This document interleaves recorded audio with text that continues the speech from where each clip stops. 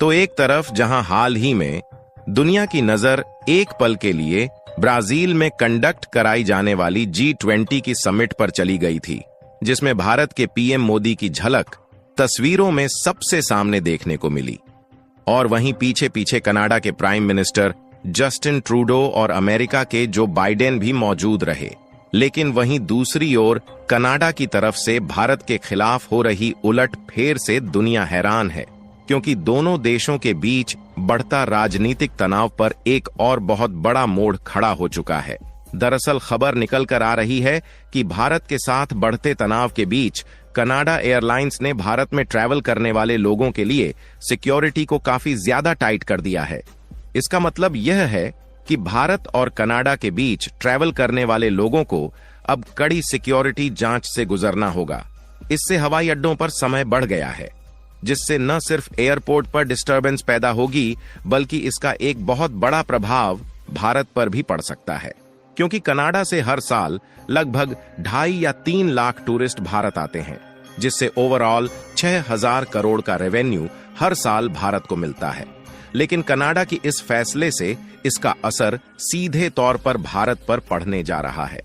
पूरी जानकारी आसान शब्दों में समझेंगे, लेकिन आगे बढ़ने से पहले इस वीडियो को एक लाइक करके चैनल को सब्सक्राइब जरूर कर लीजिए, क्योंकि यह आपके लिए तो 1 सेकंड का काम है, लेकिन इससे हमारी काफी बड़ी मदद होती है।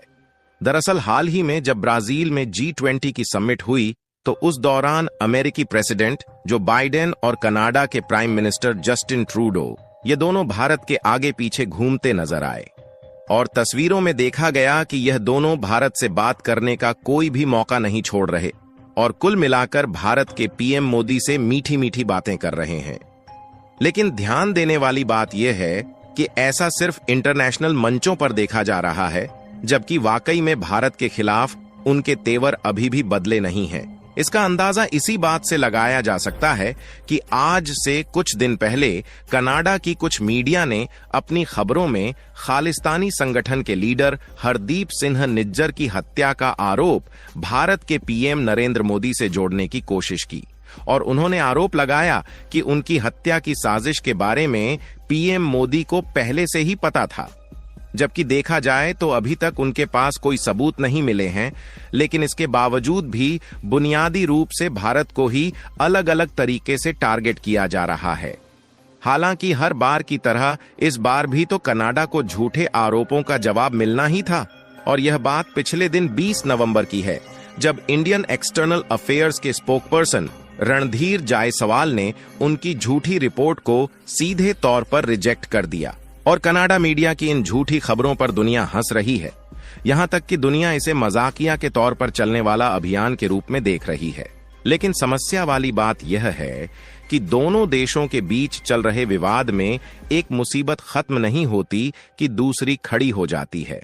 जिसके कारण कनाडा और भारत के बीच का तनाव सिर्फ बात विवादों तक ही सीमित नहीं रहा, और यह व्यापारिक रिश्ते पर भी एक नया मोड़ खड़ा कर चुका है।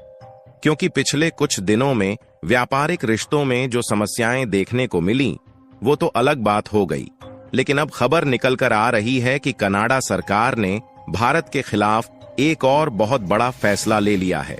जिसमें कनाडा एयरलाइन ने भारत की यात्रा करने वाले पैसेंजर के लिए सिक्योरिटी चेकिंग को काफी ज्यादा कड़ा कर दिया है। यानी कि कनाडा से भारत के लिए ट्रैवल करने वाले लोगों को अब कड़ी सिक्योरिटी जांच से गुजरना होगा। इससे हवाई अड्डों पर समय बढ़ेगा और यात्रियों को अधिक दस्तावेज और जानकारी देने की जरूरत भी पड़ेगी। और देखा जाए तो यह कनाडा की तरफ से लिया गया एक बेवकूफी भरा कदम है, क्योंकि कनाडा एयरलाइंस पर अगर भारत की तरफ से कनाडा जाने वाले लोगों पर सुरक्षा जांच की जाती तो इससे कनाडा का थोड़ा बहुत फायदा भी हो सकता था। लेकिन कनाडा से भारत आने वाले लोगों पर सुरक्षा जांच बढ़ाई गई है, तो इससे भला कनाडा का क्या ही फायदा होगा। इससे होगा तो सिर्फ नुकसान, और वैसे तो